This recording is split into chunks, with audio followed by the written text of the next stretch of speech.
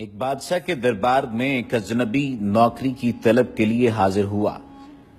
قابلیت پوچھی گئی تو اس نے کہا سیاسی ہوں۔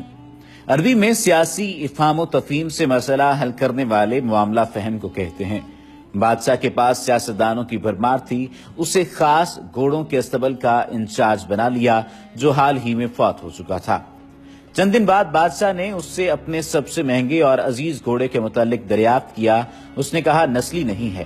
بادشاہ کو تعجب ہوا، اس نے جنگل سے سائز کو بلا کر دریافت کیا۔ اس نے بتایا گھوڑا نسلی ہے لیکن اس کی پیدائش پر اس کی ماں مر گئی تھی، یہ ایک گائے کا دودھ پی کر اس کے ساتھ پلا ہے۔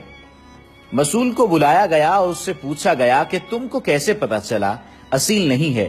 اس نے کہا جب یہ گھاس کھاتا ہے تو گایوں کی طرح سر نیچے کر کے، جبکہ نسلی گھوڑا گھاس منہ میں لے کر سر اٹھا لیتا ہے۔ بادشاہ اس کی فراست سے بہت متاثر ہوا۔ مسئول کے گھر اناج، گھی، بھنے دمبے اور پرندوں کا اعلیٰ گوشت بطور انعام بھجوایا۔ اس کے ساتھ ساتھ اسے ملکہ کے محل میں تعینات کر دیا۔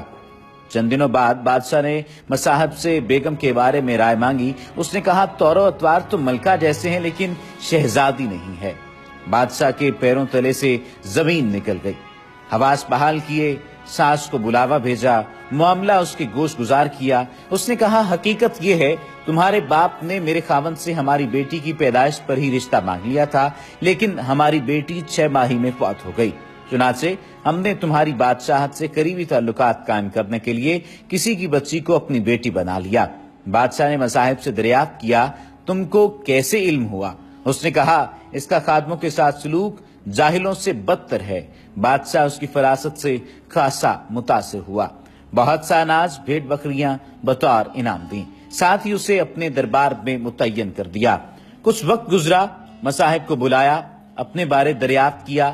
مصاحب نے کہا جان کی امان بادشاہ نے وعدہ کیا۔ اس نے کہا نہ تو تم بادشاہ زادے ہو اور نہ تمہارا چلن بادشاہ والا ہے۔ بادشاہ کو تاؤ آیا مگر جان کی امان دے چکا تھا۔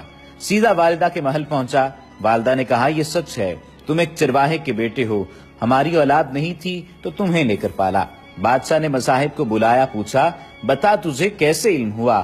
اس نے کہا بادشاہ جب کسی کو انعام و اکرام دیا کرتے ہیں تو ہیرے موتی جواہرات کی شکل میں دیتے ہیں، لیکن آپ بھیڑ بکریاں، کھانے پینے کی چیزیں عنایت کرتے ہیں۔ یہ اسلوب بادشاہ زادے کا نہیں، کسی چرواہے کے بیٹے کا ہی ہو سکتا ہے۔ عادتیں نسلوں کا پتہ دیتی ہیں، عادات، اخلاق اور طرز عمل خون اور نسل دونوں کی پہچان کرا دیتے ہیں۔